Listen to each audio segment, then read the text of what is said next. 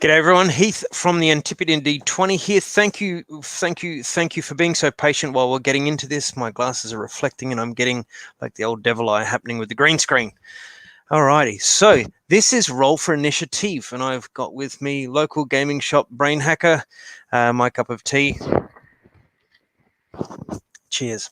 Alrighty, so this afternoon I've got a couple of guys from the Australian gaming industry. One of them's an expat Brit, but we're going to claim him as Aussie anyway because, you know, gosh darn it, his work is just so good.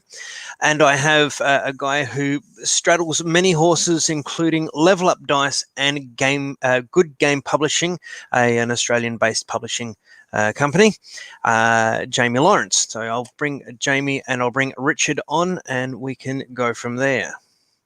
So, hello, Jaime, and hello, Richard. Hi. Hello. Cool. Now, so this is pretty good. We have three people from Australia into gaming, and here we are. Oh, look, well done. Jaime's got his cup of tea. Cheers. Or coffee. Is it coffee or tea? No, it is butterfly pea tea, which is very exciting because it is. I'm not going to be able to show you with this really, but it's bright blue. Oh wow! Okay. It's don't tip it on your computer. That's exactly what I just did. and Richard's going the Saturday night beer o'clock option. Yeah, including limes I was given for free from Hope for the Homeless in South Grafton. I gave me a bag of limes, so very nice. Yeah, so I thought that makes sense, you know. Alrighty, I'm going to have to tip my glasses down a little bit because that green screen's playing up.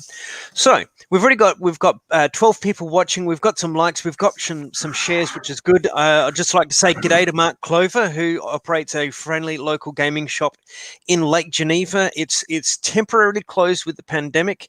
He also has the OK Grognard or Grognard, however you want to pronounce it, group, as well as he does his own Twitch lives with this, and it's just a bit of lighthearted fun about the old school gaming meets the new school gaming, and it is 5:45 in Lake Geneva this morning. So he got up nice and early. Thank you very much for doing that, mate.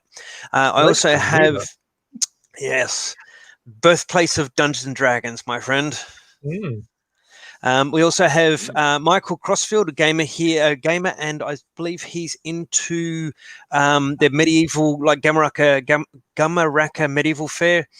He's also a mad gamer as well. We've got Didi Darris, also known as Dave. I'm pretty sure it's Dave. He's a gamer on the East Coast. And we've got Pete Waith, who is a game designer who is also in Wisconsin, and he is used to all sorts of weird hours because he works for a TV company and he's news director for the early news, I think, from memory. So g'day, Pete. Thank you for joining us. It's an exciting group of followers. Yes, indeed. Yes, indeed. So I can do fun things with StreamYard, like I can pop up, so like we can see Mark say g'day there. You know, we can see Michael say what's up. G'day. So if anyone's got a question during the course of this evening, pop it in. Now, this doesn't matter whether you're, because Dave's watching via Twitch, so it pops up a little thing here saying, it's a Twitch comment. So if I go back to him, you can see under there, you can see the Twitch comment. So if anyone has any questions for us, pop them in that. I will pop them up here and we'll answer it. Can be anything to do with gaming in Australia, even if we're not directly in that industry. Happy to venture our opinion on what you're asking. So, where's that button gone to? Hide that. Okay. So firstly, sorry. I said, play the "Where's the Button" game. That's exactly the, and that isn't life just a whole bunch of push the button, pull the lever, or whoops, watch that pit trap. Alrighty. So now, Jaime, I quickly touched on some of the fun things you do. Richard, I should tell everyone that you are Nerd Gore, and you're a hardcore, hard at work illustrator who has done what it would be a childhood dream of mine if I didn't have the dancing equivalent of 2 left feet, in which case I've got 2 left hands when it comes to drawing. This is some of your handiwork. Not the cover art, but let's see. I'm pretty sure Ben won't shoot me if I show some of your interior art off. Where's one that's going to look cool without giving away too much of the adventure for anyone who hasn't played it? Your green screen is pretty amazing. The Lone Wolf logo came up as transparent then. Yeah. Yes, and that's a white image. So yeah, I'm not sure how that's working, but let's not question the tech gods. Just let's go with it. Okay, I've been told that I don't need to shout because you're on camera and I'm on camera, and we're not trying to shout to Mark can hear me in Wisconsin. So I get it. I'm very passionate, very excited. I'm sure everyone who watches regularly knows. So, dang it, it's gonna, because I can't pull these off the net. They're not on the net to show. Do you want me to grab? I'll grab my copy because I'm not on green screen. Yeah, see if your copy works. Anyway, let's have fun with the tech. So, it's a novel idea. Ask the artist to show his art. Yeah. Well, hey, here all week. Try the veal. Yeah. I'll tell you what, we can go one better and use the original. I thought you were going to say that. Actually, while you're finding that, Michael's just said Victor Harbour is hosting the SA Viking Festival in October. That could be very cool.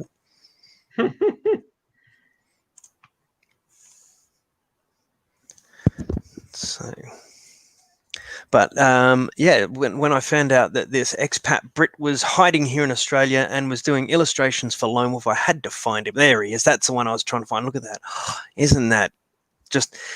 And absolutely paying a massive compliment to Richard, who's probably going to turn a lovely shade of red, which is lucky because that's not going to interfere with any green screen. When I first started seeing his work for book 30, now the original Lone Wolf, you had Gary Chalk, and that was book 1 through to 8, if memory serves, and then above that was Brian Williams. Brian Williams, I think, has since passed on. Gary is still around and with us, which is good. When I first saw Richard's work, to me, it was the perfect fit for Lone Wolf because it mirrored both Gary and Brian's art forms, but yet still it had Richard's individuality there. It wasn't like he was just copying. It had this wonderful mix of individuality and homage rolled together. So when I sat and thumbed through Dead in the Deep, I was instantly transported back to reading book 2 and book 13. Book 13 was the first one of the Grandmaster series, and that's when it really got real, sort of thing. You were Lone Wolf and you were starting to have to go and do all the heavy lifting.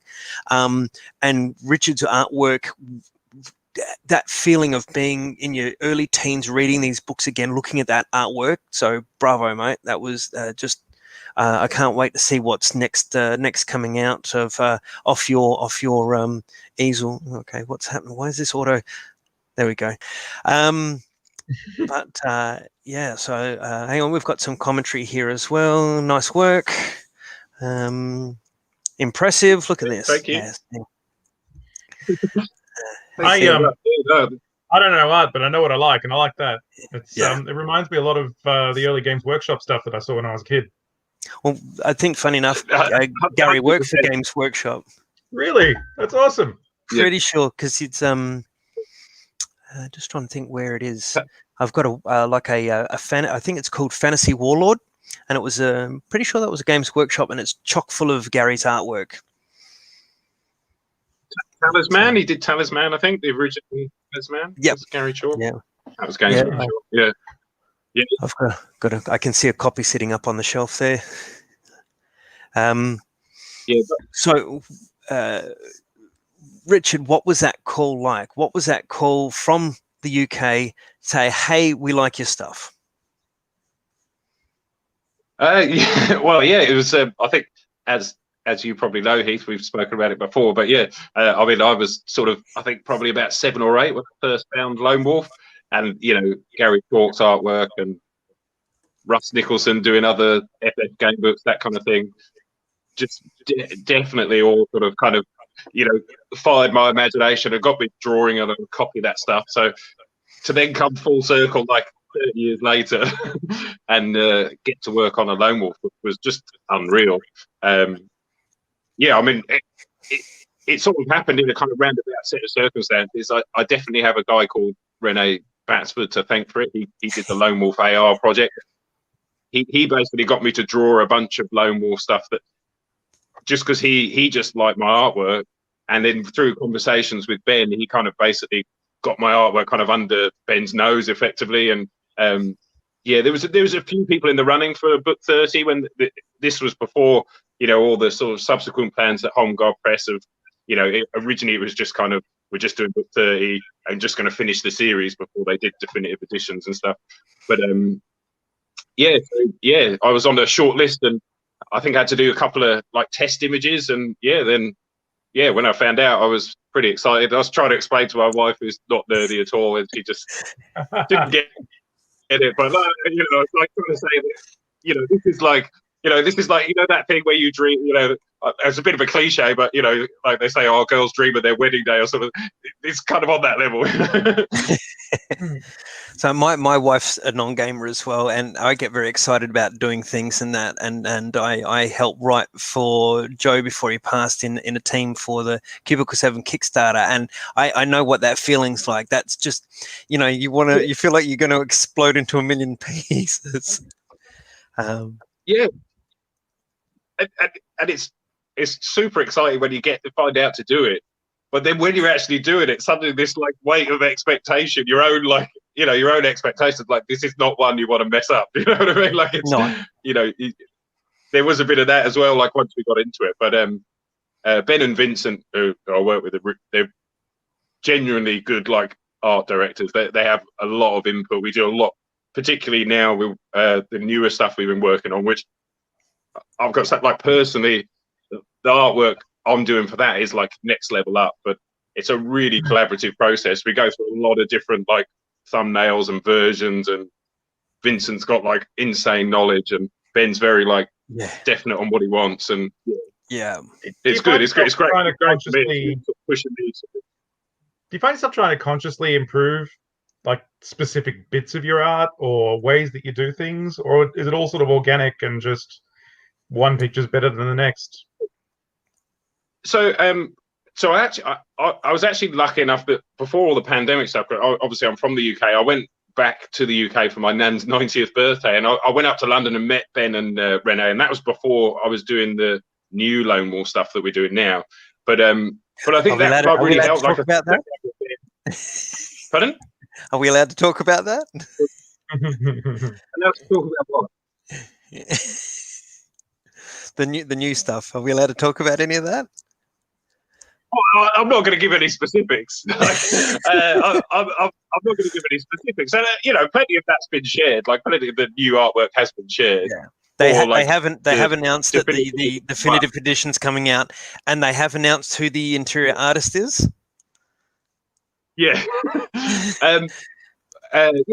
So that's definitely that's common knowledge, and there's probably been 6 or 7 bits of artwork shared with that already. So yeah, I think we're okay. But yeah, in terms of the process, like after book 30, sort of Ben sort of said some of the like images were a bit too static, which is a fair point. Like he wanted sort of more movement. So when I had to pitch again to work on the definitive editions, I went through a pitch process again, and was lucky enough to be successful again. But like Ben sort of said, for this pitch, I actually had to redraw the cover to Flight of the Dark, 3 different versions of it.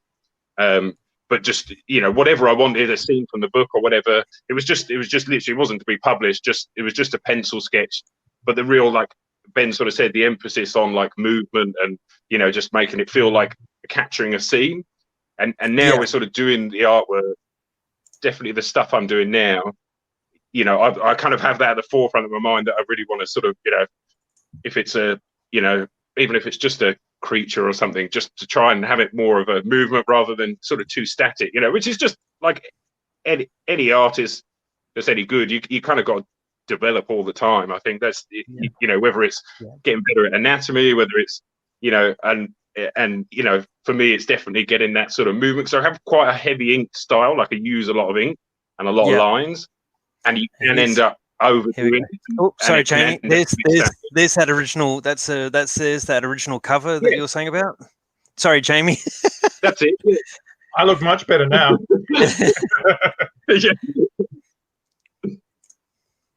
So I did like 3 versions of that. I can't remember what one was like. I think one was just before that, because in that scene I'd never noticed it. I've seen that book for like 30 years on and off, and I never noticed there's like a dead Gaiac at the bottom, or Giac. Yeah, in the bottom left-hand corner. Sorry, I used to say Gaiac, but apparently it's Giac. It is Giac, yeah. So I think what the first like cover proposal I did was to wind it back like 2 seconds, and it was like a full-on sort of action scene where he was actually kind of hacking the guy down, you know.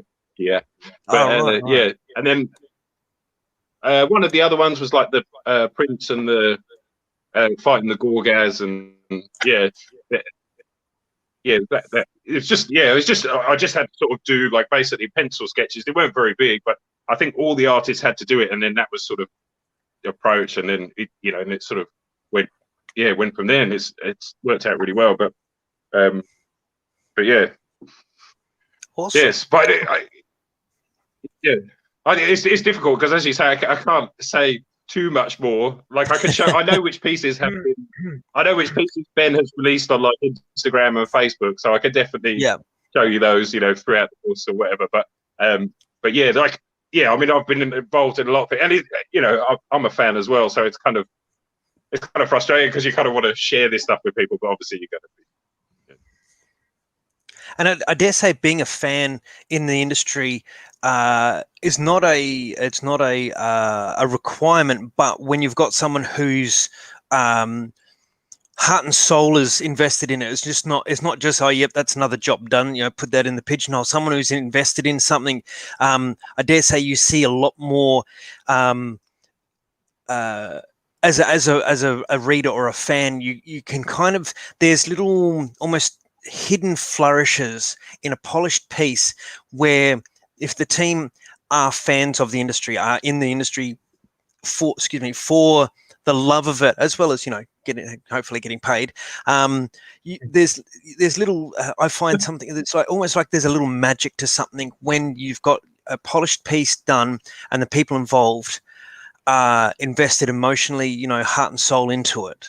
Now, I'll use that as a very clever segue to throw to Jamie about being working for Good Games Publishing, and producing games in Australia. Does it help when you have people that are invested into how the outcome of these games, not just like, that's another game done, let's ship this off. What are we gonna market now? You know, I honestly don't think I've ever seen that second type of person. They just don't exist in our industry. If you're in gaming, you're in gaming because you love it and you have some attachment to it. I've met maybe, I don't know, a handful of people, less than 5, who I would ever think, you know, didn't go home and have a board game collection or play RPGs or, you know, were into game books or whatever. There's just, this industry isn't there for those people. It's there for the people who love what they're doing and want to share that with other people. That said, to answer your question on a I guess a more helpful level, obviously the more that someone is into the whole process, the better things go. I know, I guess I should disclaimer this, that Good Games Publishing is not my day-to-day. I help out. I do some playtesting, but generally speaking, I'm not that in touch with it anymore. I'm mostly with Level Up Dice now.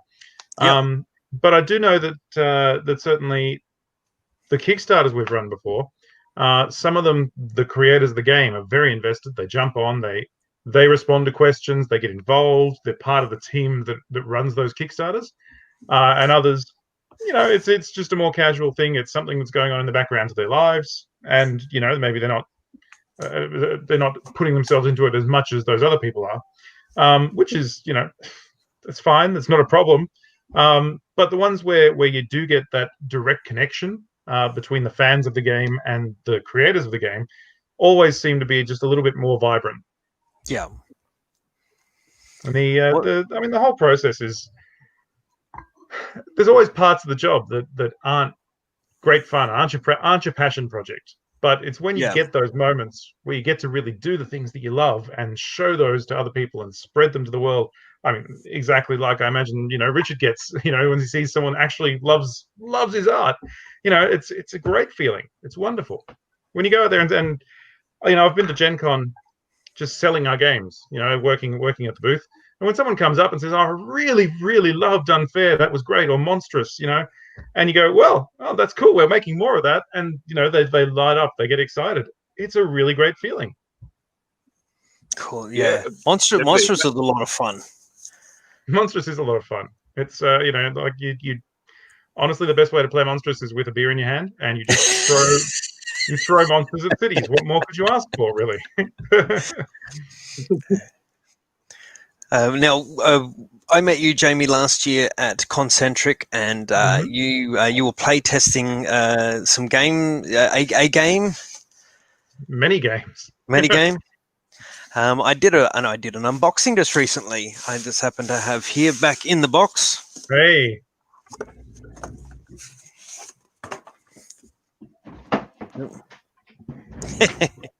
Snap. Oh, and now the streaming is going to do that thing again. So what's it like when you give someone a game to play test, or you're play testing with them at a convention, and you just see those little sparks of and you can see them starting to really get drawn into a game, and like, I think I'm onto something here. So I dig that part. At PAX Australia every year, we host basically a designer get together where they come and show us games, and we play them with not just the designer but with other designers as well. It's a real sort of hot housing prototype day, and you get those moments where you see this person who's sitting here, who's a game designer, who's been published, is looking at that person's game and going, "Wow, that's really cool. I really like that bit. Oh, this would be really cool if we did this." That energy it's amazing. You can't capture it anywhere else. I really love when you see someone latch onto something like that and get excited. The part for me that I actually I kind of like better in some ways is actually the slow burn that comes after that, where you take a product and you're just tweaking it, and you're going, how can we make this not just good, not just have that initial light up energy, but take away energy as well. After the game, you want them to feel like, "Oh, that was great. I want to play it again. I want to go back. And I want to do things differently." That feeling of wanting to recapture the whole event and do it maybe in a different way, or try it again, or maybe if I do this other strategy, that's something that really presses my buttons. It's good. I love it. Cool. Alrighty, a question for both of you. When did you discover gaming? Now, this could be a board game. This could be, before someone jumps in and says, "The best thing about board games is Hero Quest." So it could be board game, could be an actual RPG, something other than your usual Cluedo, Monopoly, Chinese checkers, Snap, Old Maid, anything like that, and something a little bit more than, and I might get lampooned and flamed by. Pardon? Oh, okay, sorry, I'm getting the quiet signal again. It's one of the bad things when I get very crazy. I get very very passionate. So what got you into the gaming industry? Shall I? All right, then. Go. Okay, so there's two things that really stand out to me, or three, I suppose. I was brought up very much in a gaming household. My parents loved Scrabble and Penty and Cluedo when I was a kid, and so all those, I guess, entry level games, were there for me while I was a child, while I was growing up. But I went to primary school when I was about 8, and one of the kids one day had brought with him to school Warhammer Fantasy Roleplay, and I just looked at the cover of that book. Like it's a magnificent cover. It's been recreated several times over the years for different modules, but it's just got this red-headed dwarf swinging a massive axe. It's got green skins everywhere. It is the quintessential fantasy art for me. If someone asks me, to think of high fantasy, that's where my brain goes straight away. And just seeing that was amazing. Then we actually got to play the game, and that was even more amazing. It was next level amazing. I got to play a gravedigger, because back in those days you randomly rolled your classes, which was amazing. And when I leveled up, I got to finish my career and then go into a new one, and I became a demonologist. And honestly, whoever at Games Workshop wrote demonologist in that book, you did the right thing. So that was sort of one of the remarkable moments of my life, and then that sort of cascaded into Talisman and Hero Quest and Blood Bowl and all sorts of fantastic games like that. The other thing that struck me as well, though, was that I, as a kid, and I'm sure that this is true of most 80s kids, I absolutely loved He-Man and the Masters of the Universe. And for Christmas, when I was 5 or 6, my parents got me the He-Man and the Masters of the Universe Power Sword Conquest board game, which was kind of like a version of Snakes and Ladders, but with some rules that made it not suck. And yeah, it had little cardboard standees of all the characters from Master Universe, and the board was numbered squares, but it was over this great big image of Castle Grayskull. It was beautiful, beautiful. And so I made, of course, my parents and every friend I had play it with me, and it again just sort of cemented for me that this was a thing I loved doing. This is what I wanted to spend my spare time on. And I think my parents were pretty amazed, actually, because we had computers from the time I was born. They were very early adopters of PCs, and I would play on the computer, sure, but my heart was absolutely in playing games with other people. That's the thing that I really love. Yeah, I can.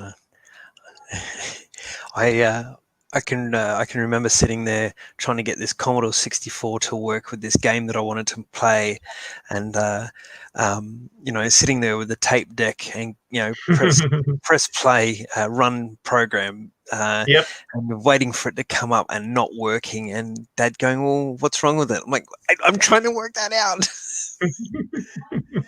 You don't get that with a board game or an RPG. If it's not working, you poke the GM. Yeah, rocks fall from the sky too. So Richard, yourself, I would say there would be some Lone Wolf in there somewhere. Yeah, well, it's surprisingly quite similar. I was nodding along to everything Jamie was saying, but first of all, I've got to say that Warhammer Fantasy Roleplay cover is like literally, to me, that is fantasy art encapsulated. I think it was John Sibich. He did a couple of fighting fantasy books, but I'm pretty sure it's John Sibich that did the original one. That's the modern version of it. Yeah, which is quite nice, but it's not the same as the original. No, I have got a copy of the original. I got it on eBay a while back. I never played it like when I was younger, but just that cover, I saw it loads, going into Games Workshop in the 80s, mm-hmm. and it just that cover is just the black and white Mohican and all that stuff. It's so well done, and the fact that it's so gritty and violent. That's what I loved about Games Workshop. I think there's without sort of sounding too patriotic, there's quite a particular sort of that early Games Workshop had this kind of particular sort of Britishness, because it kind of played a lot off the like political thing at the time with Thatcher's Britain, and it was kind of like like there's kind of like evidence that kind of orcs are kind of based on skinheads. Like there's some things that are quite sort of cultural about it. They're quite unique. I think it sort of, it definitely became a particular style that really influenced me. But for my own gaming thing, similar thing. I came from a family of big board gamers. We'd always do the. Is that the one you're talking about? You got it. It's not come up on mine, but I'm sure it is the one. If it's got a black and white Mohican, that's the one. That's the one. Always remember that. Yeah. So same sort of thing. I grew up in a sort of gaming household. Like board games, were always sort of popular. But the two that I really remember that were kind of that I really liked were kind of like really sparked my imagination. Was there? My dad had this, like, it must have been from the late 70s, I think, a Hobbit board game that was all like beautifully illustrated, and you had like little pieces from like the sword and a bit of armor, and there was different paths to the dragon, and they flip cards over with Gollum on them and things like that. It was it was an old game. I've never seen it since, but my parents still have it, and like when I've sort of gone back there, we've sort of got it out and showed it to my kids, because it just was a real, like, kind of fueled the imagination. So I really remember that. And there was this other game called it was called something like, it was a Ravensburger. I don't know if you remember, they used to do these like little boxes. They were kind of like that big, and they were like games in boxes that sort of were like jigsaws that you fit together and then played the pieces across a map. And there was one called like the Dark Woods or the Dark Forest, and the artwork on it was just like, it freaked me out. It was these weird kind of creatures hiding behind trees in the woods and things. And I've always been really like attracted to like the kind of sort of darker, kind of grittier side of gaming, and those two things kind of mixed together to really sort of appeal to that. And then in amongst that, I kind of discovered game books, because I don't really have a background in RPGs much at all. Ended up doing quite a lot of artwork, obviously. Since I've been doing artwork, I've done quite a lot of artwork for RPGs. But I think I vaguely remember playing when I was younger the Stormbringer RPG that Games Workshop brought out. Like Elric, and I know we didn't play the proper rules, and it was just I've never sort of gone down that path of like big sort of D&D groups. Like I kind of regret that. Like I haven't had that a lot. I would say a lot of my sort of gaming has been kind of board game based, and I was heavily into like Games Workshop as like a 13, 14-year-old. I did the whole like Space Crusade, Hero Quest, and then on to like Blood Bowl, Necromunda, and all that kind of stuff. That was like really Hero Quest. Sort of, just to jump in on your saying about Hero Quest, a friend of mine and friend of the page, Matt Lee from their Campaigner, our local independent gaming mag, hunted down the Bard from that Hero Quest. The best thing about hunted him down and did an interview with him about why he did that, and he's like, well, why not? But I might be able to put a link a little bit later on. I'm not sure where that link is to. I'm not sure if Matt's watching. Matt, if you're watching, throw a link in the comments. We'll put it up on the screen of where to go. What edition, what issue of the Campaigner that he did the interview in? I'm not 100% sure, but managed to track this guy down and interview him about why. That'd be cool. I'd be keen to check that out. But I think just those kind of like Games Workshop, and then and in the background was like game books, which kind of definitely sort of got me into like solo gaming, which I really enjoy now. Like I've got really into like 4 Against the Darkness and Disciples of the Bone and Shadow. Like now as older, just as really easy to kind of play like dungeon crawl, generate a dungeon, because I think, as I said before, like I kind of live a little bit in the sticks in Australia. There's not a huge gaming community here to sort of connect up with, and I just don't have the time. I just literally spend all my time, I got kids and then drawing, and it just you've got a big laundry list of art to do. Yeah, all those beautiful green fighting fantasy books live in a pride of place in my lounge room. I love game books. It's a wonderful hobby. Yeah, I do have a few. I'm not wholly solely Lone Wolf. But Lone Wolf is my first love, but I've got a few fighting fantasy books that I remember enjoying as a kid. So I've got a couple of the original ones I've had to track down ones of new copies of ones that have gone walking. I think, I mean, I still sort of quite seriously collect gamers. I think I'm 1 to 56 of the green spine fighting fantasy. I'm still chasing those last 3 really expensive ones, and I've got I've got I've got all the Beaver editions of Lone Wolf, all the first 5 Sparrow Lone Wolves, and then the Red Fox up to 20 coins, and I don't have 25 onwards, which again is like, for $200-300 a book plus, and then Hungry Sejanors is like. Yeah. So I just got asked a second ago in the chat. Yeah, I'll pop the question back up for you. Yeah. So Mikhail was asking about what was the one game that stands out as the standard that I worked on. So I'm very proud of pretty much all the work I did with Good Games Publishing. All the games that we published are great fun, but of all of them, the one that really stands out to me is Fluttering Souls, which is a game that I have played. I can confidently say at least 1,000 times, because it takes about 2 minutes to play a game, and we did so much testing to make sure that everything was balanced and everything was right. We created an online game simulator that would just simulate the actual game for us, and then we'd analyze the scores. We found that wasn't as much fun as actually playing the game. So,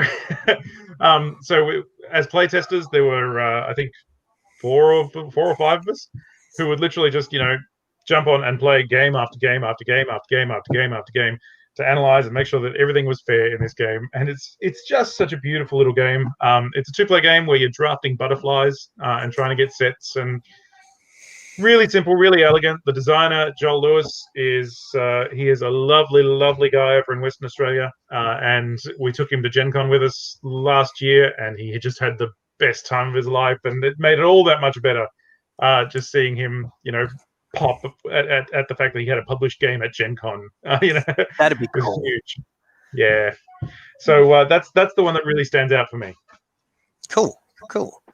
All right, here's another question for you. So you may have already answered that, Jamie, but a memorable gaming moment. Now, this can be board game, can be video game, could be RPG.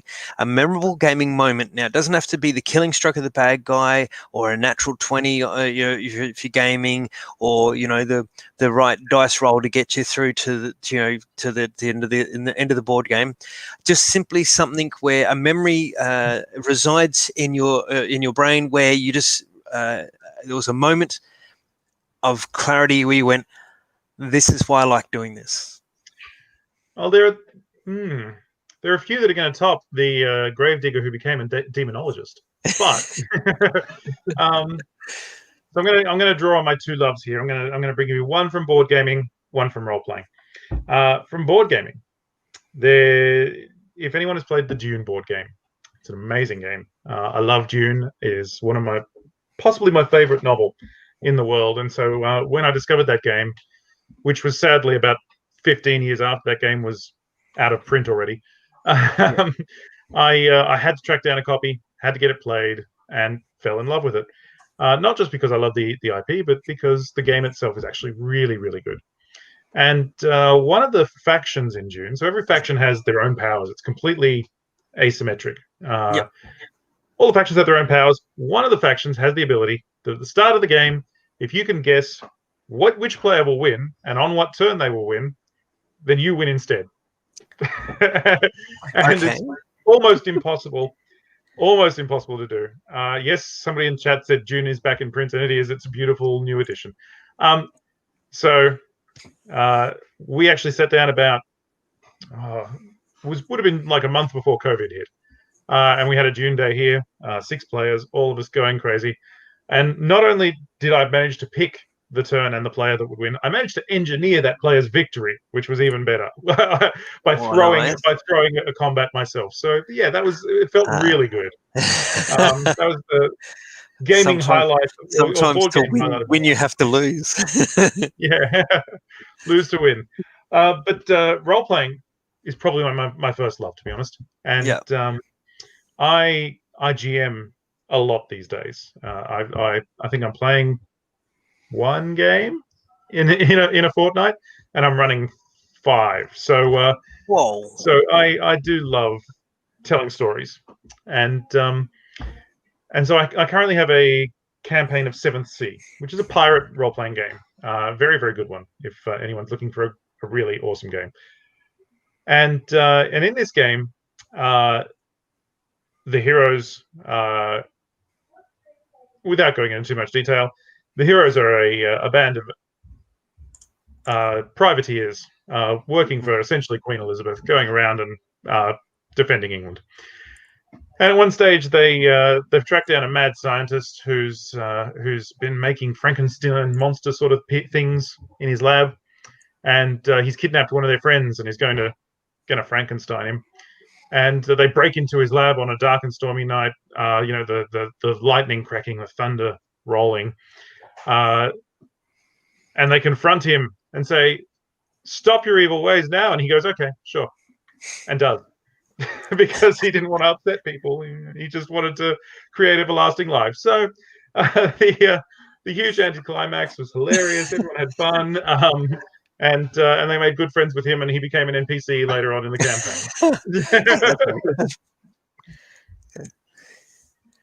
campaign. And yourself, Richard?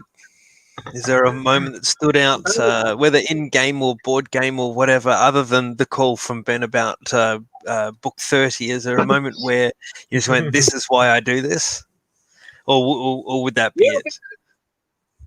No, well, that is right up there. Let's be honest. But I think the thing for me, like, I think that sort of was, I don't know. I reckon I was about maybe 15, 16 when I found Fablelands. I just brought it by accident. I think it was some secondhand bookstore or something. And to me, Fablelands is like one of those kind of weird anomalies in sort of game book history where it came too late to be super popular because, like game books had their kind of day, and then like the 90s and computer games kind of pushed them out really, and they sort of waned a lot. But Fablelands is such a clever game. That idea of having that extra element where you're not on rails, you kind of got a sort of almost sandbox world. I know it's still a defined thing, but you can kind of choose where you go based on a map. Oh, there we go. Lone Wolf, Fight Fantasy. But yeah, just so it's more of like a feel of playing. Like that Fablelands, it just genuinely felt like you could really sort of picture your character. You genuinely had like a voice about what you did and where you went. So I guess it's kind of that element of sort of game books and solo RPGing sort of coming together. Yeah. Someone's just said my favourite Fablelands character. Well, very specific. I won't be able to dig it out now, but I've actually sort of drawn it. Like that's sad that because I actually got the whole set of Fableland books for $5 from an op shop about a year ago because I got rid of my, like you do a lot of your old game stuff. So I found these Fablelands books and I played it a lot recently, and I really enjoy it.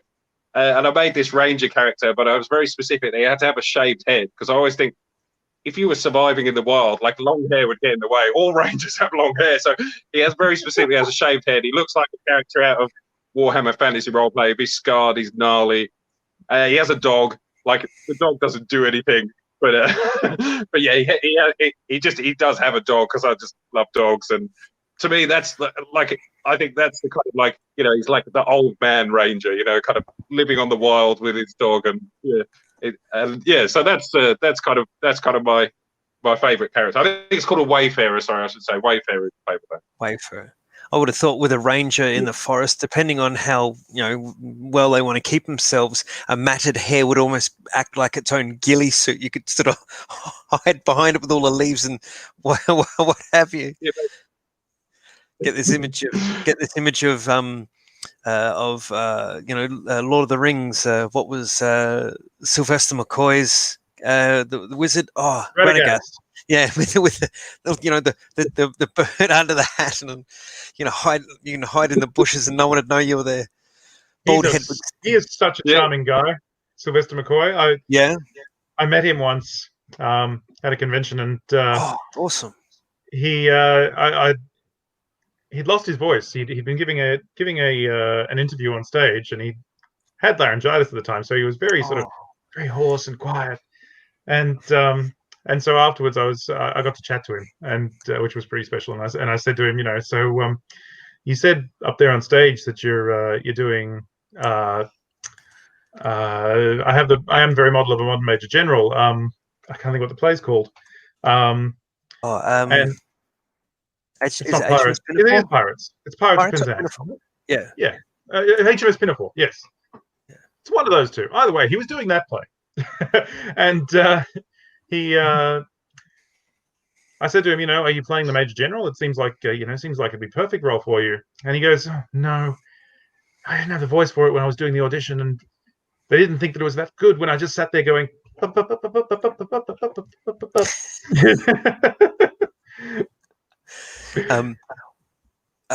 He was always one of my favorite doctors. He's fantastic. Yeah.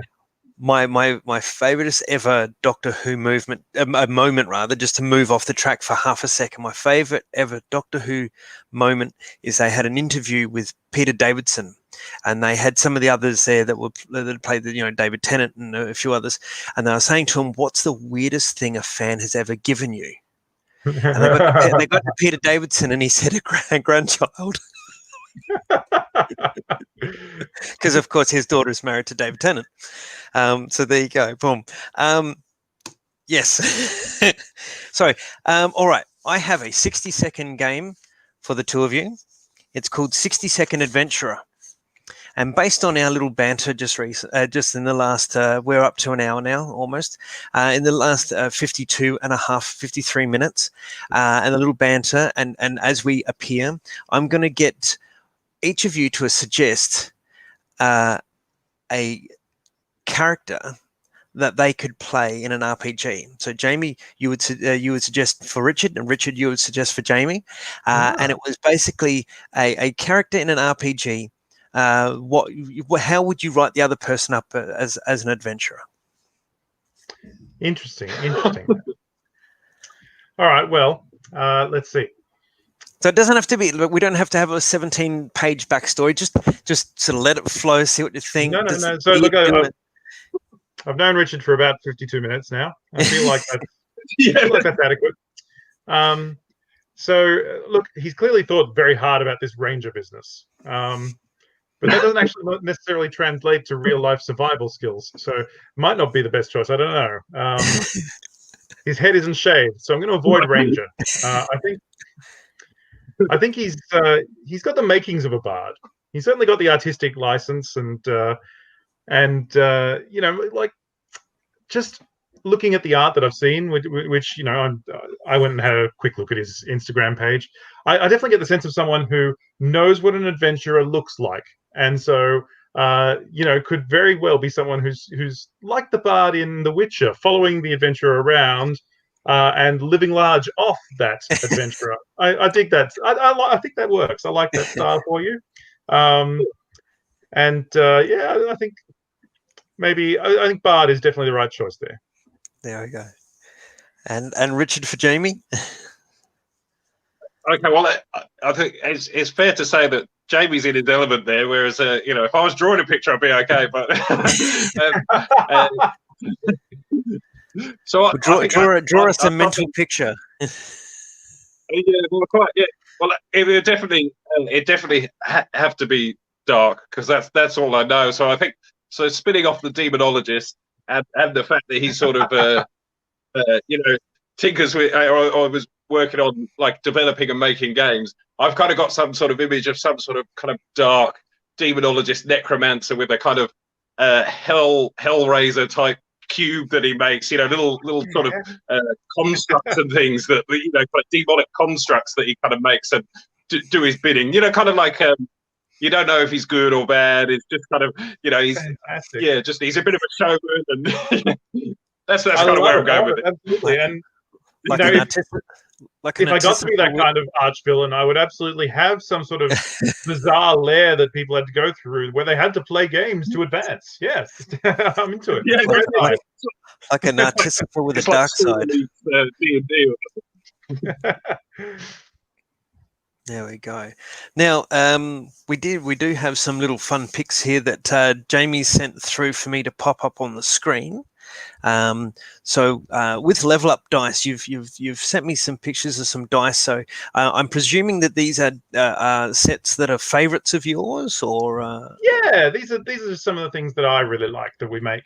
So if you don't know Level Up Dice, we are the world's, I'm going to say, premier makers of luxury dice.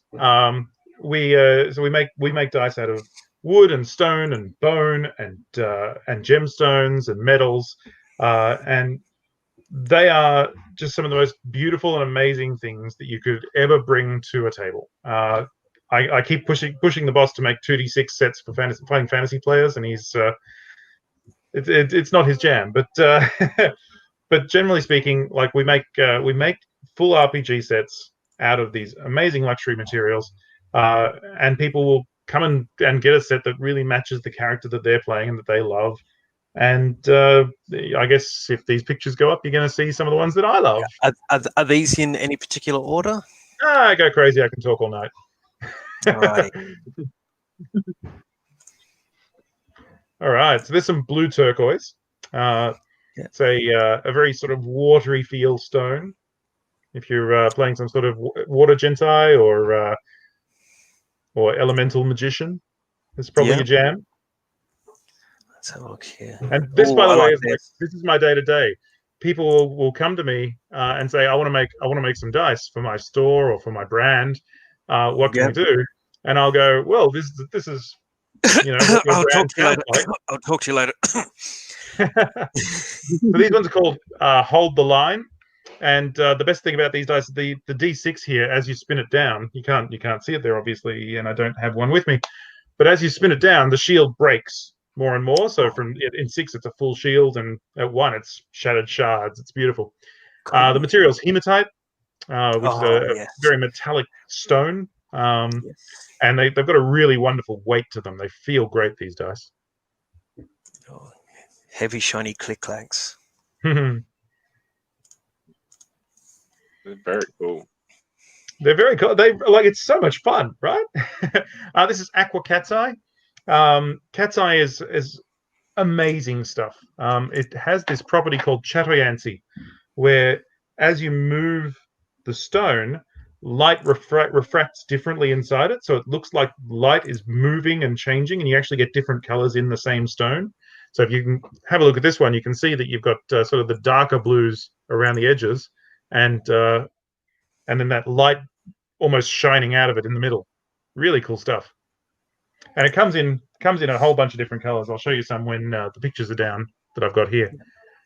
Alrighty. So I've just popped your website up there too, mate. Cool. Thank you. This is not a paid advertisement, by the way. This is just what I do on a day-to-day basis. That looks amazing. They're pretty great. So these dice are called Widow. Nice. They are a purple version of the blue that we saw before. So purple cat's eye. The glyphics, we've got a graphic designer. Her specialty is fonts. She makes a lot of fonts. But then when we took her on board, we said to her, we want to make cool looking things to put on dice. And she started spitting out stuff like this. And we're just like, this is amazing. These are the coolest dice anyone's ever going to see.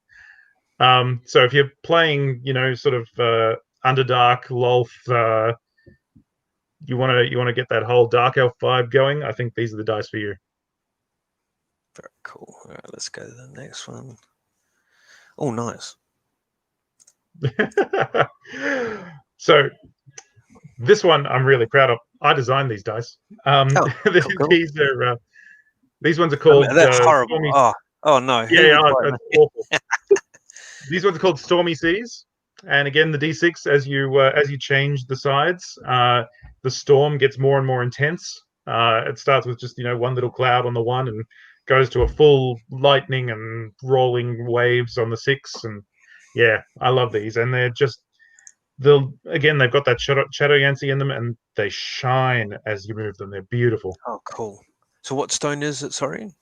This is a turquoise cat's eye. I'll show Oh, you this nice. one. Actually, I've got it here with me. When Yeah, you're done. Yep.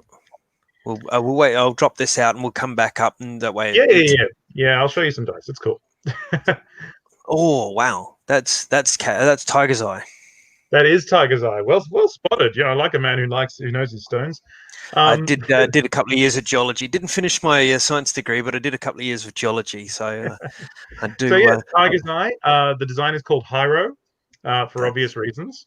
Yeah. And so these give us the whole Egyptian feel. Very much that sort of, as you can see, we've taken the photo in the sand there to give that real old world stony look to it. It's beautiful. You can imagine finding these in a pyramid. I think Pete's going to buy some dice because he's decided his kids don't need to go to university. Well, depends. I mean, I make dice, and I did go to university, so maybe there's something there. Ian would like to know: do you sell any weighted dice? He's asking for a friend. We don't sell weighted. Ours are all weighted perfectly, sadly. But we do have something coming up, which I think the boss won't smack me too hard if I talk about it. So we have what we call 2020 dice coming out soon. Okay. And, I mean, 2020, before it started, we thought it would be a good year, right? Because it's like 2 crits at once. Yeah. But it didn't work out that way. It's the year of cyberpunk. What's not to like? So the 2020 dice will be a very cool little set that has 2 D20s in it. One of them that has 2 20s on it and no 1, and the other one has 2 1s and no 20. Ah. You can guess which one we were rolling this year. Yes, yeah, that's it. I think that's. I think they're definitely weighted. They're weighted to the 1 because I think that's what we've rolled all year. Let's have a look. Is there another one here? Nope, that's the end of those pictures. So that is the end of those pictures. So let me show you some. I've just got to quickly ask you on this one, and where is it here? Level up dice. I've often seen sets with this little pendant that goes with it. What's the rationale? What's the rationale behind the pendant? Well, we just thought that it was a cool little add-on that, if people wanted to. I mean, again, like I said, the dice sets really are meant to reflect the character you're playing. We want you to get something that really connects with you, and if it connects with you on that level, and you're playing the character, and that's an extension of who you are, why wouldn't you want to wear it as a pendant as well? It's just kind of the answer there. So we just thought, it'd be something that people could have that was a little bit different, and still let them have that connection with them, so with their character and their dice whenever they were walking around. Fair point. Alrighty, so let's drop that out. Let's go back to the split screen. All right, and you had quickly to show us something there as well. I do. So this is the Stormy Seas dice, and hopefully, that's very cool. I like that. It gets more stormy as it goes. I don't think the light's good enough to really pick up the checker. Maybe a little bit. There's a little bit coming through the top of. You can see the different colors in it as it moves. Very cool stone. And what else do I have here? These are Indian agate Art Deco dice. Oh, nice. So we've got a whole each die in the set has a different sort of Art Deco motif to it, which is very cool. I'm a big fan of Art Deco. I love my Cthulhu and 1920s stuff. Yeah. Well, we're about to be in the 2020s, so I'm not sure whether that is all things swing coming back in. Yeah, right. And this is what we call a caged aluminium die. So I'm going to try and do this really slowly, but if I give it a shake, you can actually sort of see that the inside is not connected to the.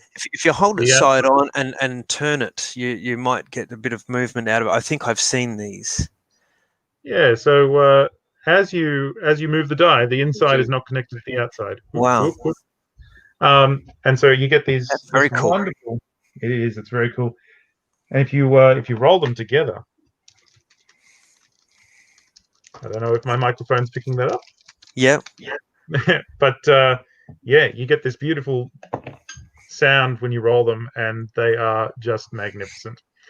So yeah, we do all sorts of cool dice. That's really what it comes down to. But yeah, my day-to-day is working with companies around the world to make dice that represent them, that they think are really cool, and it's pretty great fun.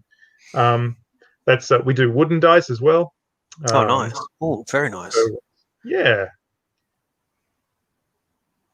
I believe So that's just out of interest, is it generally is it generally games companies that? Sorry, is it generally games companies that produce dice? Generally games companies. Yeah. So I just wonder whether like any sort of other businesses did like sort of promotional dice or something. That seems quite cool. So I can't talk about some of our clients yet, obviously, but but yes, we have had a fast food chain. We have had conversations with people who are doing. Actually, I just finished doing a set for a wedding, where they're like the party, the wedding favors are dice. We get all sorts of really interesting ones. There is just there's a guy in Australia who literally just contacted us and said, I want 200 of these for my Warhammer games, and we're like, you want 200 aluminium D6 with this exact coloring? And he was like, yep, that's what I want. Okay, cool. So yeah, you get all sorts of interesting things. It's not just the gaming industry, but it is mostly the gaming industry, obviously. And a lot of the work I do is with local game stores, more than big companies. Although I do both. I've worked with stores literally around the world now. I've got Sweden, Japan, Norway, the US and Australia, obviously, the UK. I've talked to a store in France, but I haven't managed to get them over the line. Come on, guys. I'd really love to get a store in Russia just so I could say I had. But all these stores have just put their own logo on sets of dice, and they're loving it. It's cool. Ian's asked in the chat there, how about a ring instead of a pendant? So the pendants on a production level, they're pretty easy to make. They're the same stone as the dice. There's not really any extra shaping of material involved. The little metal clasp on it is, you literally just cut the stone, stick it on, you're done. A ring, we could do it. We definitely have the technology, but I guess we just thought that the pendant would be a bit easier and probably a bit more representative for a lot of people. Someone else has asked there, what's the most expensive dice we've made? Yeah, Dave and Ian have both asked that. So the most expensive dice we made is what we call the table breaker. That is you sir have my attention. So the table breaker is pretty amazing. We do them as just D6 on their own. Sorry, D20s on their own, but they really shine as a set because we've literally had people buy these, take them away, and film themselves throwing them at pieces of wood to break the wood. They're they are made of solid tungsten. Wow! And I will throw a link in the chat there if anyone wants to go and have a look at them. But yeah, they are pretty wild. So they're about $1,000 Australian, 650-ish US. But they are magnificent, and they're just, you literally pick it up and your hand goes whoop. Yeah, tungsten especially. Wow. So that's I'll have to do a lot. So you've got Dave's attention too. While I look for the link so I can bring that up, I want to put that up. Pete has it's just popped up there. Yeah. Now Pete is the creator of an RPG called Feral World, where it's an anthropomorphic world, Oh yeah. and he said that the wooden dice would go great. So maybe we can find a link for the wooden dice as well to put up there. I can do that. Or if you want to just get Heath to send you my details afterwards, and we can have a chat. That's no problem. And let me find that link for you. Do continue chatting. Yes. I just that tungsten D20. Wow. Okay. I know, sorry, right? what? I just got this image of like Thor picking it up, and going whatever, and throwing it to someone. Them going just like Mjolnir. It really does. You can only pick this up if you're worthy. You really do feel that way. Honestly, it is so heavy, and that's the thing. I don't know if the picture does it justice, but it's a normal D20 size. It's this big, and it is just so heavy that you can literally just smash wood with it. It's great. Imagine putting that in a slingshot. Not. What's it Ian said? Reminds me of Miles at school when a kid bought a tractor ball bearing thumb breaker. That's not a knife. That is the equivalent of a loaded marble right there. Yeah. Oh dear, oh dear, oh dear. I genuinely broke a kid's thumb with a conker. I don't know if you know conkers. It's like an English game where you get this. It's like the horse chestnut, I think it is. I don't remember, but you used to get them and you put them on a bit of string and play the game where you try and smash them, and I missed it completely, hit his thumb and broke his thumb. That's a genuine thumb breaker.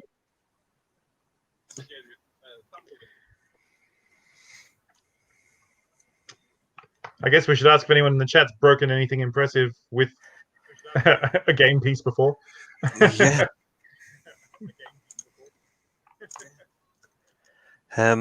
Yeah, I suppose that's one of the things. Is like we often I've seen some original dice from board games and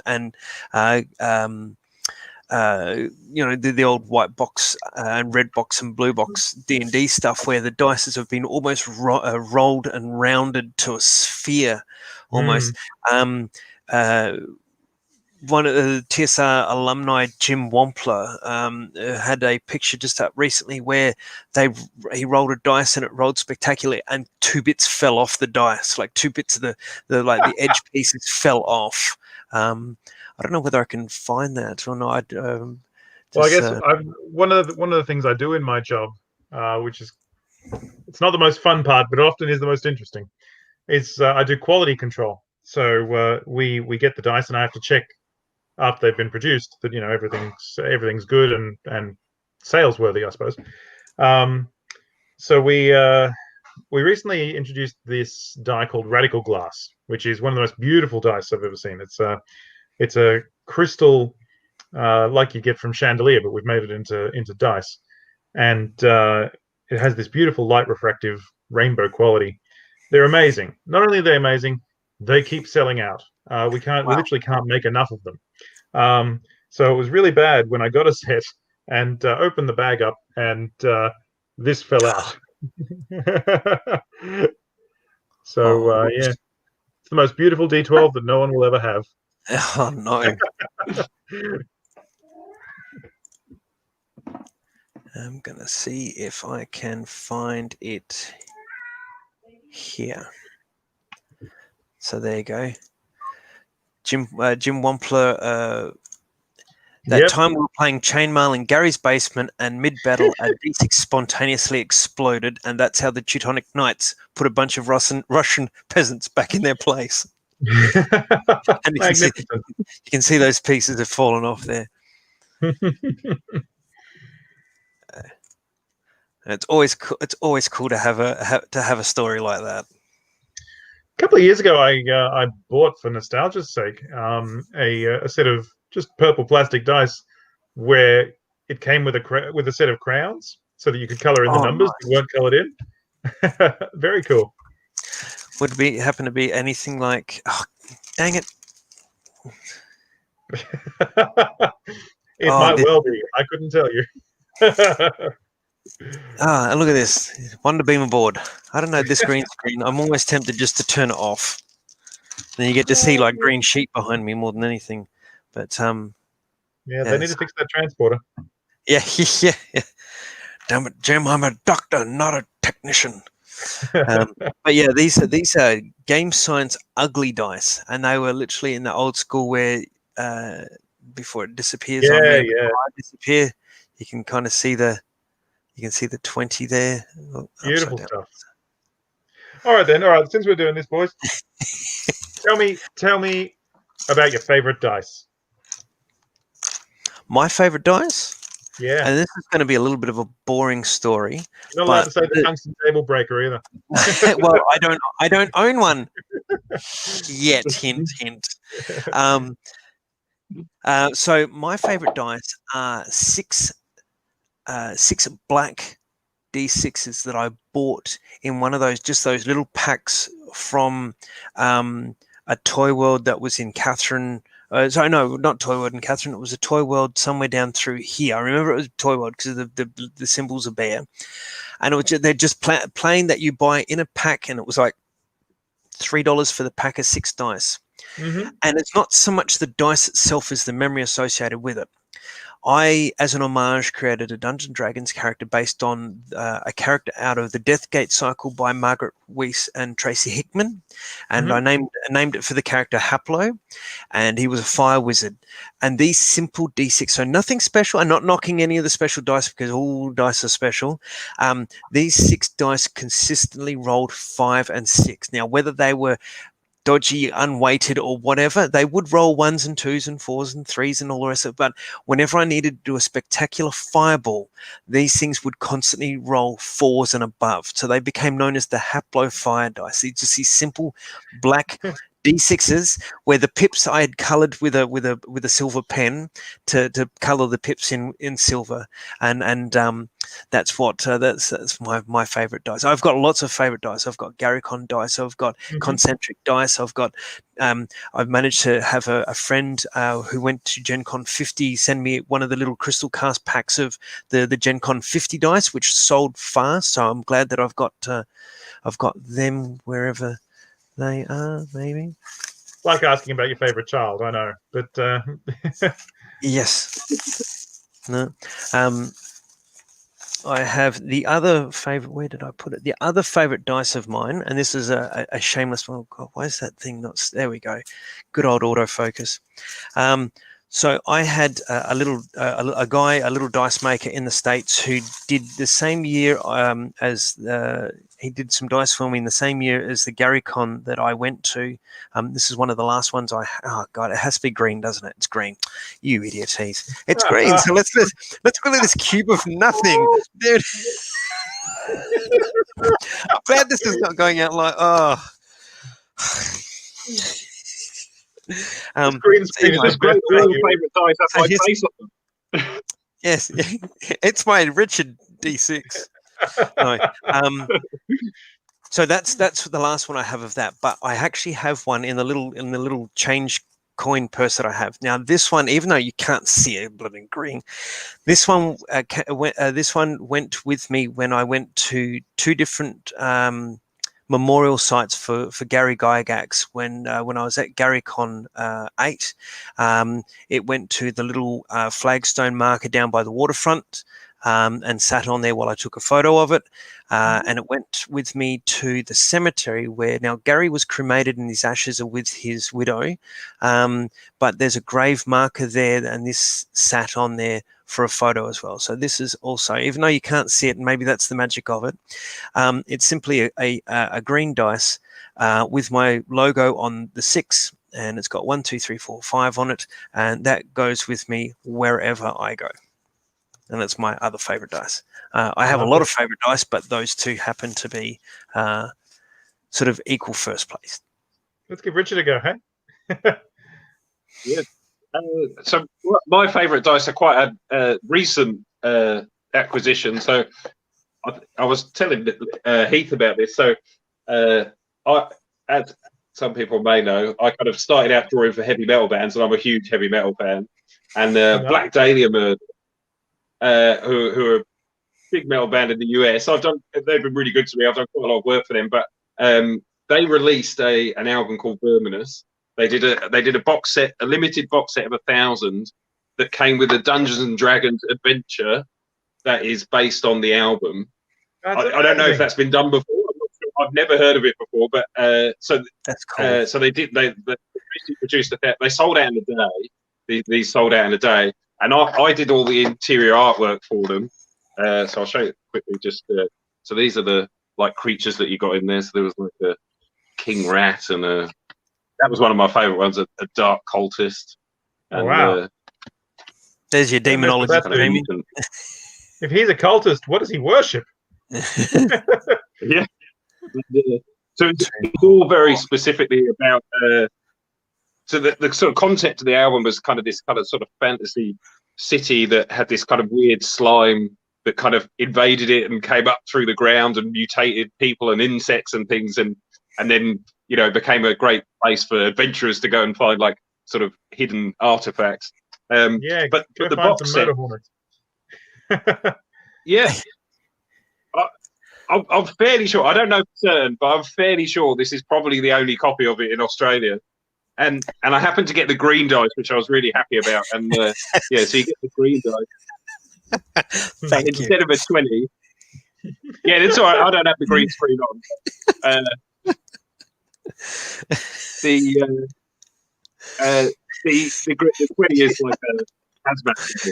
Oh, very cool. Did I missed something in the comment there? I'm guessing. Dave said too funny because my green dice didn't work, but yours did.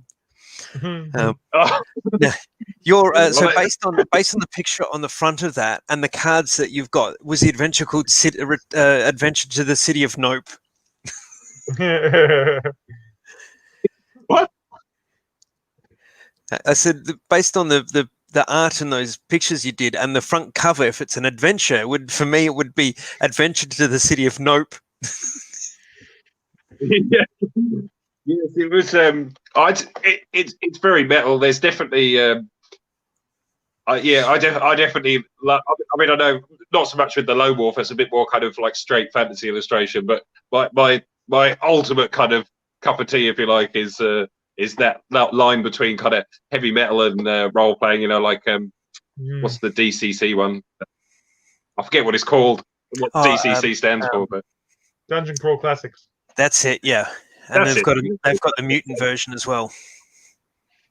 Yeah, mutant version. And then there was things like, I don't know if you saw I can't think what anything's called today. Is the guy that there's a magazine called Pork Magazine, and the guy Sean Aberg that does all the artwork for that, and he did this version of Talisman. It's the weirdest thing with like sort of where you had to go on a hunt for like German sausages and things. It was really bizarre. The artwork's amazing. He loved like old Games Workshop, but his artwork style is really kind of unique. And it was like you had to hunt fluorescent colours. You had to hunt for I can't think what it's called. You had to hunt for you had to hunt for like German sausage or something. I can't remember. Like it was bizarre. I can't think what the game was. Hunt for German sausage. That sounds like yeah. That sounds like the worst. There's a lot of connotations behind it. It was meant. There was a lot of sort of interest. It was meant in jest. I'm sorry. Do you remember you'd remember it, Jamie, the Warhammer Fantasy Roleplay? What's that famous campaign? It was very like sort of German. Pardon? I know the one that you're talking about. They're re-releasing it for the new edition, but I can't think what it's called. I do know it. Yeah. It had heaps of like sort of German kind of names and things like that. He kind of riffed off that and made this sort of kind of parody game. But I can't think for the life of me what it's called. But Dungeon Degenerates. It's called Dungeon Degenerates. That's it. Right. I should look that up sometime. It's an awesome game. Yeah. Dungeon Degenerates. Okay. So it's like the alternate version. It's like the alternate version of Murder Hobos. Yeah, it's kind of. It's definitely. It's heavy drinking. It's D&D and Talisman. Dave's saying here that you guys should work together to come up with some wicked artwork dice. I mean, look, I'm certainly not above doing some Lone Wolf dice. Yeah, it'd be great. Well, we'll have to. Well, they did some for Cubicle 7 as a Kickstarter, but I believe Cubicle 7's not printing the Lone Wolf stuff anymore. So I dare say there might be. We'll have to put the feelers out and see what the custodians of the Kai say about that. Yeah. Yeah, yeah, definitely getting in touch with Ben. I could see some D10s because a lot of people use D10s with the Lone Wolf books. A D10 with the the 10 symbol or something. I'm not a D&D guy. It's just it never really crossed my radar compared to the rest of role playing somehow. I don't know how I managed to miss the elephant in the room, but I did. And so almost every game that I've ever played and uses D10s. Like Cthulhu uses D10s, Warhammer uses D10s. It's just it's a recurring theme for me. So yeah, D10s, I'm down. It's great. Yeah, D10s are cool. I like D10s. They got a feel and a symmetry about them, especially these ones that may not show up on the other set of these ugly dice from Game Science. If they don't have symmetry, something's wrong. Yeah. It's gonna. Oh. See the what I'm trying to show is the beveled edges on edges on them. No, it's not gonna let me do it. That noise too. Love that noise. It's really quite funny. The dice feel and sound good. Like you really want to please the senses with something that you're using that often at the table. Oh yeah. What's the joke about the goblin? The dice goblins got to be shiny and got to be click clacks. Yeah. Yeah, that's probably why I like for some of I still have a lot of the Red Fox and Beaver and Sparrow editions of the Lone Wolf, that tactile feel of the paper they used back in the day, and the smell of the vanillin coming out of the pages as it slowly breaks down in the page, sort of thing. Yeah, that sensory thing of, I mean, digital, and like I do read through of Lone Wolf here. I'm up to book 3 to do sometime in the next week or so, and using Project Aeon for that. It's great, but that tactile feel of it. Book, and it doesn't even necessarily have to be an old game book. It could be you could have the latest role play. You could have the latest Warhammer Fantasy. You could have the latest D&D 5th ed. That tactile sensation of having something in front of you is always very cool. Very much so. Yeah, 100% agree. Alrighty, so we're coming up on an hour and a half. I'm just going to throw to anyone who's still watching. Thank you very much. Any last questions for Richard, for Jamie, even for myself, if you've got a question? And I think in the next sort of say 5 or 6 minutes, we might sort of start to wrap that up. Unless there's a question that explodes with some in-depth chat. Let's see if anyone's got any question. I'm just going to scroll back up and see if we've missed anything. Well,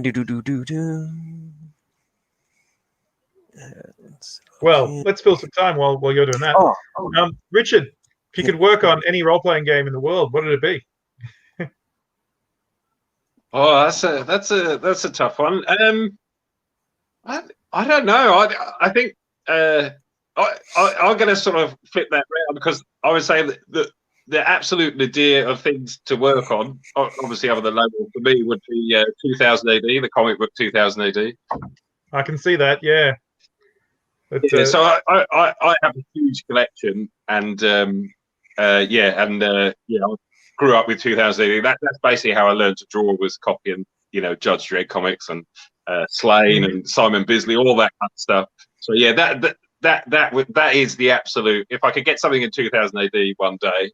Because I love comic books, so I'd love to do comic books one day. Like it's a hard thing to break into, because you have to spend so much time practicing it. It doesn't matter if you could just draw. To draw sequentially is a totally different thing. So you have to kind of start again almost to get to that point. But yeah, I'd love to do it one day. That's super cool. Yeah. Cool. Mark Close just said. Sorry, you guys go. Keep going. I was just going to say, so Jamie, what would be the ultimate RPG or game to work on? For me, to work on is. I'm glad you didn't ask me what I'd like to draw on because that wouldn't work. That wouldn't end well. But no. Ooh. So I do love Seventh Sea. I mentioned it before.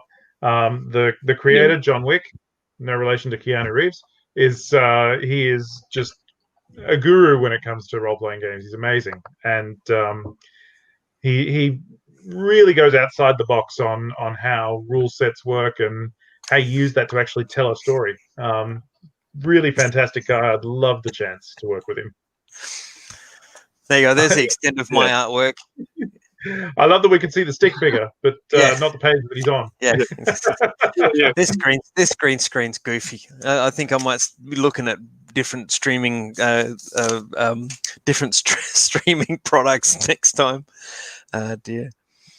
Mark Clover said that September 2nd coming up is Ernie Gygax Day. Now we've got Gary Gygax Day because that was July 27th was his birthday, and we're trying to get an Ernie Gygax Day going. So I reckon maybe the next person I have on would be Ernie, if I can reach out to him and see if he's available to come on to maybe episode 3. That'd be great.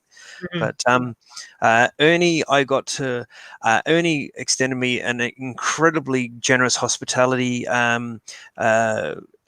when I was in the States, because I know that the Aussie dollar tends to circle the toilet quite often against the greenback.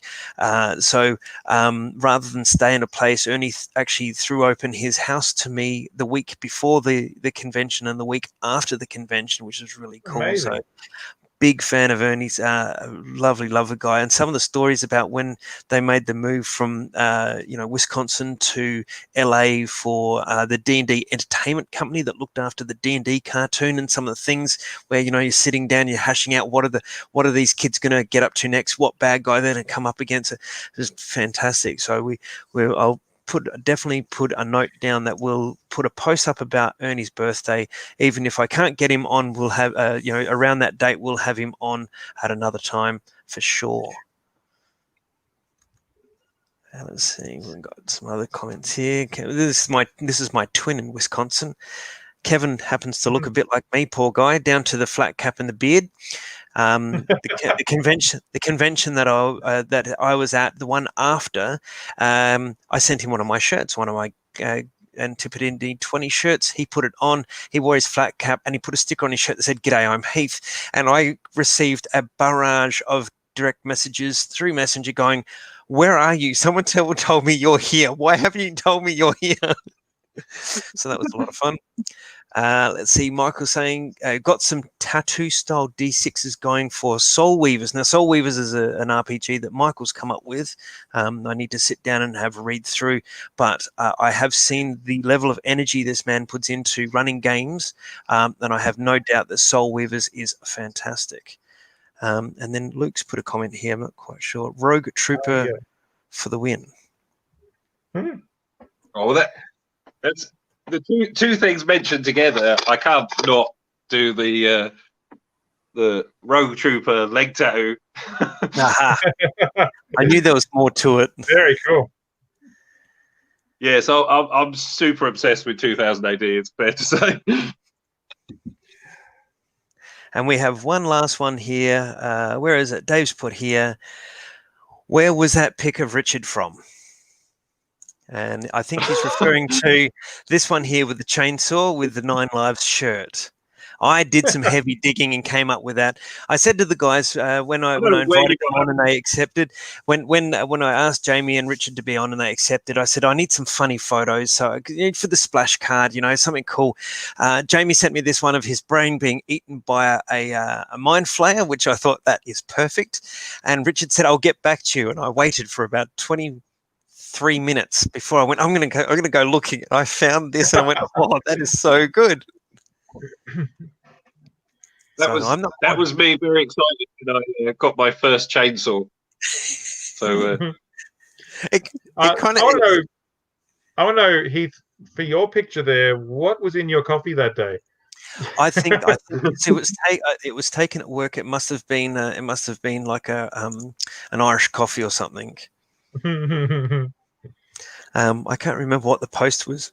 the post was something, I can't remember what it was, but I just happened to like the picture, and I thought I'll use that for any splash cards I do, just for the hell of it. But yes, it might have been an Irish coffee that day. I'm not sure. Either that or the cup looks empty. So maybe it was a case of where's my tea gone? When I met you, Heath, one of the things that I got to do was have a look at Soul Weavers. Oh, okay, excellent. So I imagine it's come quite a way since then, but yeah, it was pretty cool then. So Michael, if you're still watching, drop a link and we'll pop it up. Oh, yeah. Yeah, no, Michael brings an energy to gaming, which is really good. He's very interactive with kids in the sense of there's a game that's not his, but he has kind of made it his own called Hero Kids, and he runs games for kids at the Concentric for that. So anything that he's put together, I know is going to be good. In fact, I'm just going to. Bear with me just a second. I am going to look for the link I can pop up now. There it is. I'll go into share screen. Share screen.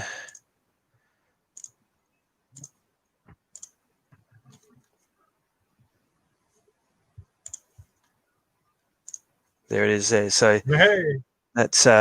That's Michael's page. Is it Coygen Studios? And you can see in the cover photo there the Soul Weavers. So I would suggest everyone have a look, check that out.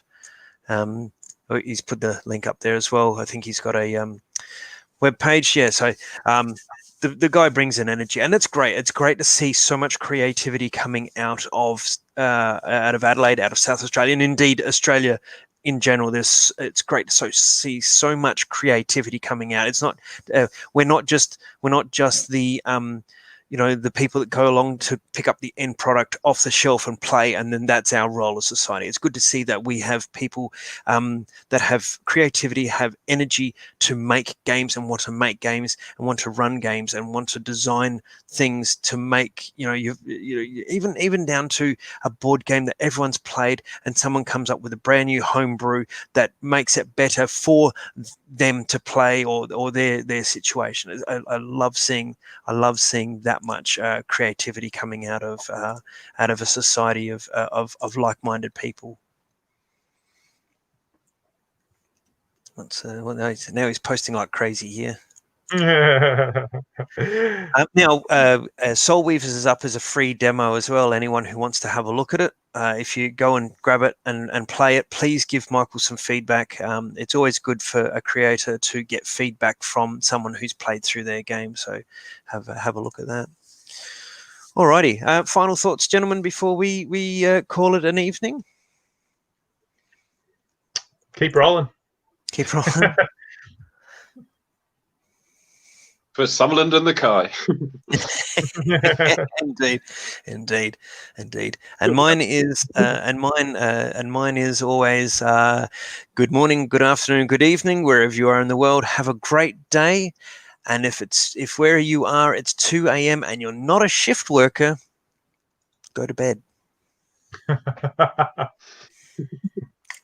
I don't know how I came up with that. Where it seems to have kept going. Alrighty, and we will call it a night. Thank you very much. Stick around, gentlemen, in the back of studio. We'll do our wind down. Everyone, thank you very much for joining us. We've still got 9 people watching. We're an hour and 40 minutes into it. Thank you so much. We do this for you.